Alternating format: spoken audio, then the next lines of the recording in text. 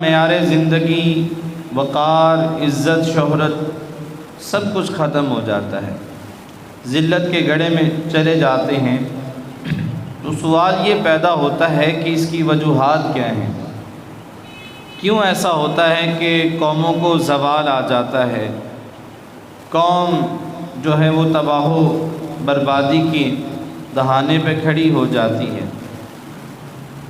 تو اگر ہم قرآن پاک سے اس کا سوال کرتے ہیں تو اللہ تعالیٰ قرآن پاک میں ارشاد فرماتا ہے، ان اللہ لا یغیر ما بقوم حتی یغیروا ما بانفسہم،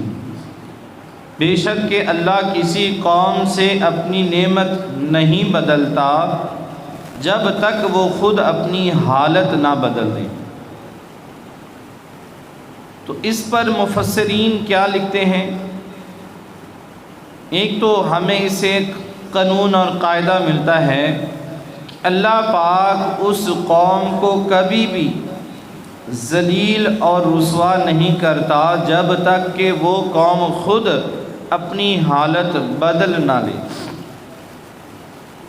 اس سے مراد کیا ہے؟ کہ اس سے مراد یہ ہے کہ وہ قوم اچھے اعمال کرتی تھی تو اس نے اپنے آپ کو بدل لیا، اب وہ برے اعمال کرنا شروع ہو گئی، امانت میں خیانت، ناپ تول میں دو نمبری، ہیرا پھیری، مال بیچنے میں جھوٹ بولنا، اور جو مال ہے اس کو اصل پیسوں کے عوض کم تولنا یا اس کو غلط جو ہے معیار کے اوپر بیچنا۔ یہ تمام چیزیں جو ہیں جب قوم کے اندر اچھے اعمال سے برے اعمال شروع ہو جاتے ہیں، اور جب قوم کے اندر اچھی صفات کے بدلے میں بری صفات شروع ہو جاتی ہیں، لڑائی جھگڑے اور قتل و غارت ہو گیا، ایک دوسرے کے اوپر حسد کرنا، کینہ بغض رکھنا، لڑائی جھگڑے کرنا، جب یہ قوموں میں صفات پیدا شروع ہو جاتی ہیں، جب لوگ محنت کی جگہ سستی برتنا شروع کر دیتے ہیں، محنت نہیں کرتے کسی کام میں، اپنے ملک کے لیے ترقی کرنے کی کوشش نہیں کرتے بلکہ وہ چاہتے ہیں کہ اپنے آپ ہی سب کچھ ہو جائے، اور جب لوگ اپنے فرض کو پہچانتے نہیں ہیں، اور جب لوگ تقوی کی بجائے گناہوں کی طرف راغب ہو جاتے ہیں، مطلب کہ اپنے آپ کو گناہوں سے بچانے کی بجائے گناہوں کی طرف چلے جاتے ہیں، گناہ کرنا شروع کر دیتے ہیں، اور جب لوگ شکر گزار بندہ بننے کی بجائے ناشکری کرنا شروع کر دیتے ہیں، طرح طرح کی نعمتیں کھانے کے باوجود، طرح طرح کی نعمتیں استعمال کرنے کے باوجود جب لوگ اللہ تعالیٰ کی ناشکری کرتے ہیں تو پھر ایسی قومیں جو ہوتی ہیں پھر ان کو عروج سے زوال آتا ہے، پھر وہ ذلیل و خوار ہوتی ہیں، حتیٰ کہ وہ قوم جو ہے پوری دنیا کے اندر اپنی پہچان بھی کھو دیتی ہے۔ اللہ تعالیٰ نے واضح طور پر ارشاد فرمایا کہ میں اپنی نعمتیں تب تک نہیں بدلتا جب تک کہ وہ قوم اپنی حالت کو بدل نہیں لیتی۔ مطلب پہلے جو صحیح کام کرتی تھی اللہ تعالیٰ کے ان پر انوار و تجلیات کی برسات ہو رہی تھی، کامیابی ان کے مقدر کو چومتی تھی،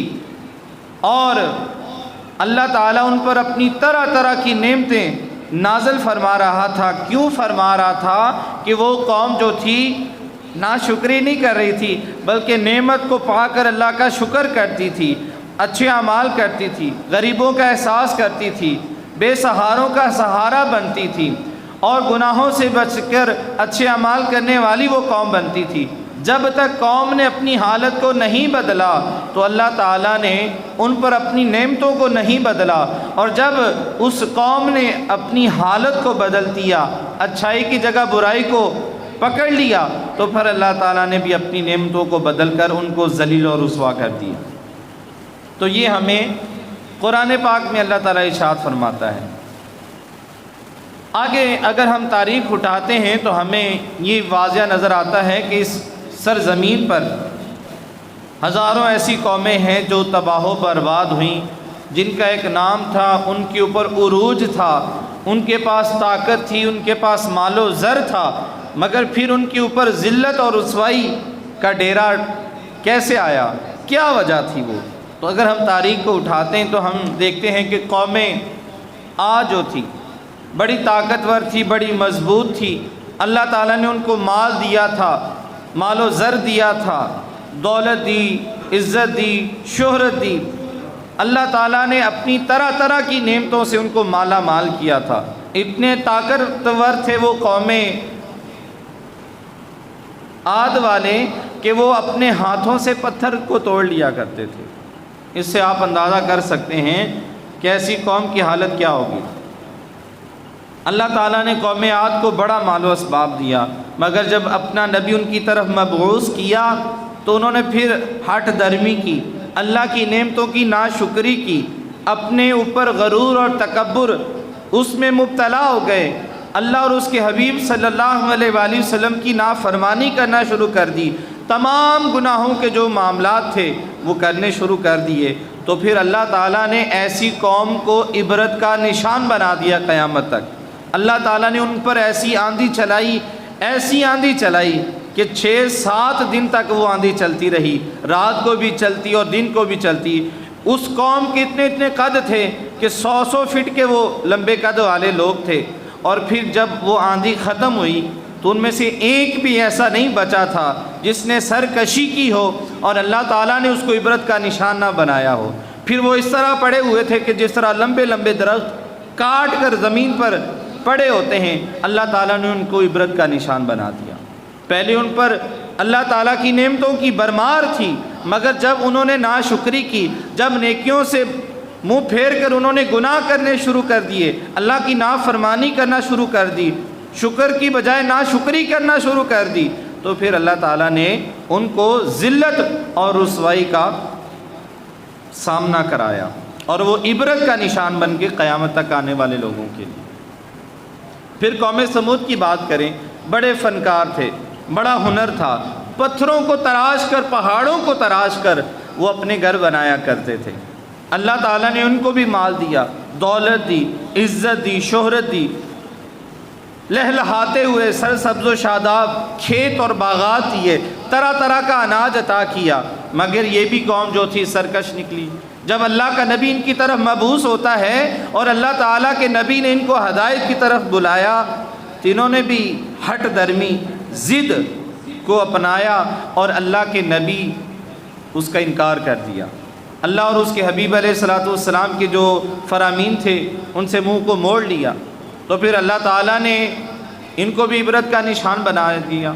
اللہ تعالیٰ نے ان کے اوپر شدید زلزلے بھیجے، ایسے زلزلے آئے کہ ساری کی ساری قوم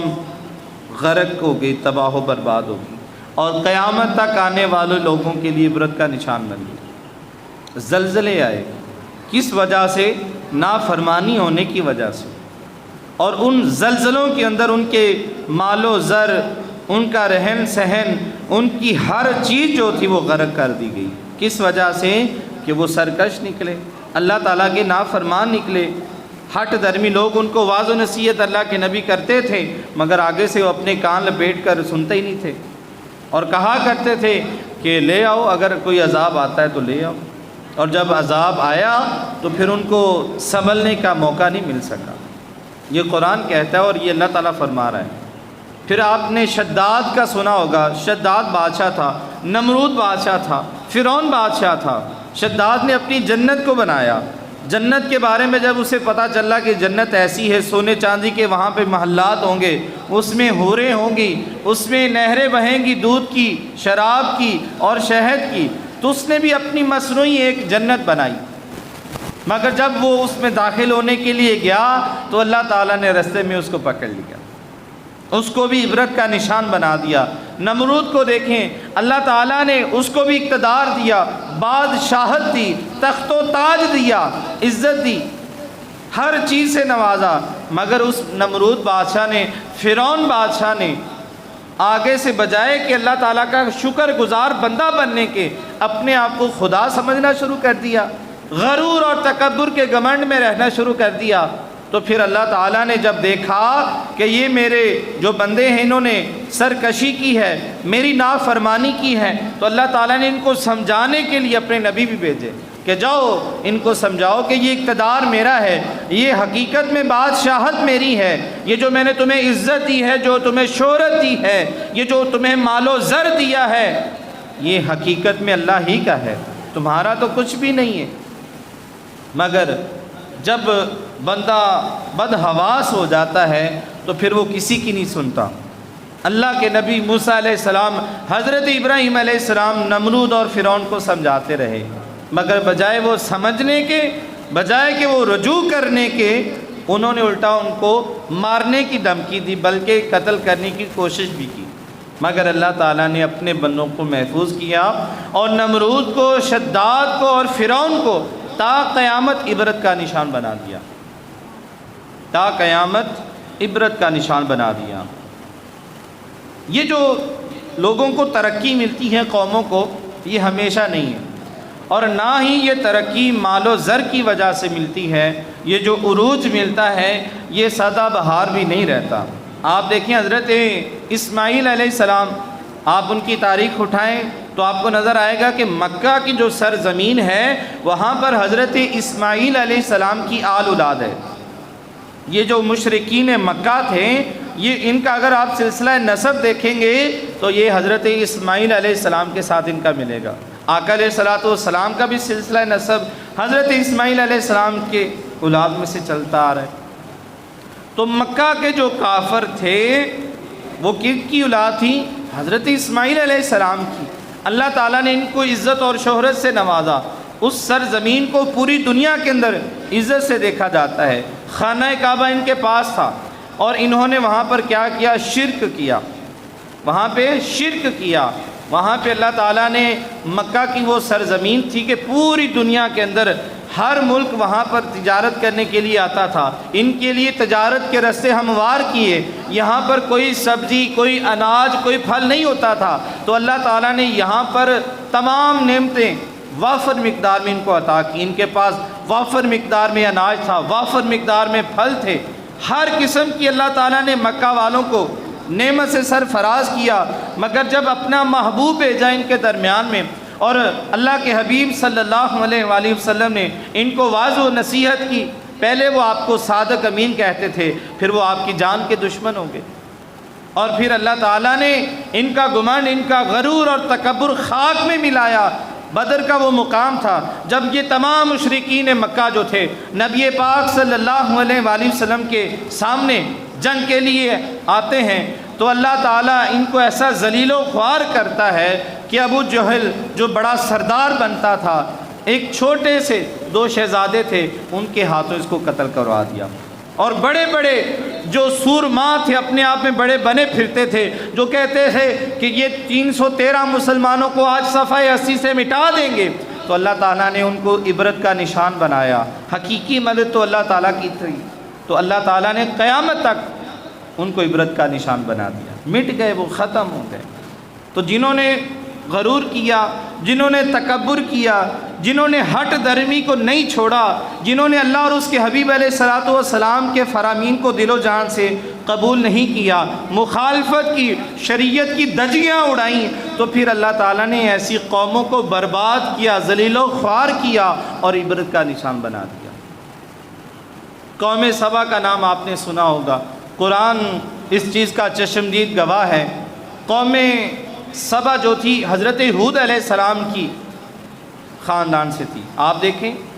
کہ یہاں پر جو سلسلہ ہے، اگر نوح علیہ السلام کے بیٹے نے سرکشی کی تو اللہ تعالیٰ نے فرمایا کہ نوح علیہ السلام وہ آپ کا بیٹا نہیں ہے۔ اگر ابو جہل اور ابو لہب نے سرکشی کی تو ان کا ٹھکانہ جہنم بنا۔ نبی پاک صلی اللہ علیہ وآلہ وسلم کے وہ رشتہ دار تھے، مگر انہوں نے سرکشی کی، غرور اور تکبر میں رہے، تو اللہ نے ان کو عبرت کا نشان بنا دیا۔ اور حبشہ کا رہنے والا ایک کالے رنگ کا حبشی بلال، جب اس نے اللہ اور اس کے حبیب علیہ الصلوۃ والسلام کی اطاعت کی، فرما برداری کی، اپنے سر کو خم کر دیا، اپنی ہر چیز کو سرکار کے قدموں پر قربان کر دیا، تو پھر اللہ تعالیٰ نے اس کو یہ شان سے نوازا، اسلام نے اس کو یہ عزت نوازا کہ وہ خانہ کعبے کی چھت پر چڑھ کر اذان دیا کرتا تھا۔ رنگ کا فرق نہیں ہے، مال و زر سے عزت نہیں بنتی، یاد رکھیے گا، رنگ و نسل سے، خاندانوں سے عزت نہیں بنتی۔ اگر خاندان کی بات ہوتی تو پھر ابو جہل ابو لہب جنت میں جاتے، جہنم میں نہ جاتے، مگر یہاں پہ سرکشی کی جس نے، خواہ وہ حضرت نوح علیہ السلام کا بیٹا ہے، خواہ وہ نبی پاک صلی اللہ علیہ وسلم کے رشتہ دار ہوں، جنہوں نے نافرمانی کی، جنہوں نے اللہ اور اس کے حبیب علیہ السلام کو اذیت پہنچائی، جنہوں نے صحابہ اکرام کو طرح کی تکلیفوں سے آزمایا اور انہوں نے صبر کیا، تو پھر اللہ تعالیٰ نے ایسے لوگوں کو عبرت کا نشان بنا دیا، رہتی دنیا تک لوگ اس باتوں کو یاد رکھیں گے۔ قوم سبا کی اگر بات کرتے ہیں، یہود علیہ